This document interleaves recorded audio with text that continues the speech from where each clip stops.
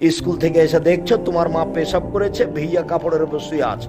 তখন তোমার বউকে তুমি বলছো, কি ব্যাপার, আমার মায়ের কাপড়টা পরিবর্তন করনি? তখন তোমার বউ বলছে, যাও তোমার মাকে তুমি দেখো গা, তোমার মা আমাকে অকথ্য ভাষায় গালি দেয়, তোমার মাকে দেখবো মানে? আপনার মা আপনার স্ত্রীকে অকথ্য ভাষায় গালি দেয়, এ কথাই ঠিক। বয়স যত বেশি হবে আপনার বাপ মা আপনার তত উল্টা যাবে, এ কথাই ঠিক। এখন আপনি কি করবেন? আরো শোনেন, টাকা দিচ্ছেন আপনি, আর আপনার মা সব সময় আপনার ছোট ভাইয়ের ছেলে মেয়ে নিয়ে ব্যস্ত। একেবারে উল্টা, যে ছেলে সবকিছু দিচ্ছে তার সাথে মা নেই। আর একজনের গান গায়, আপনি 1 কেজি আপেল দিয়ে পাঠিয়েছিলেন, সবটি আপনার বোনের ছেলেকে দিয়ে দিয়েছে। একেবারে উল্টা।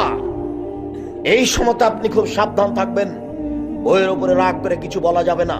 হ্যাঁ, তোর বউকে তুই রাত দিন গালি দিস, তোকে কে দেখবে, এটা বলা যাবে না।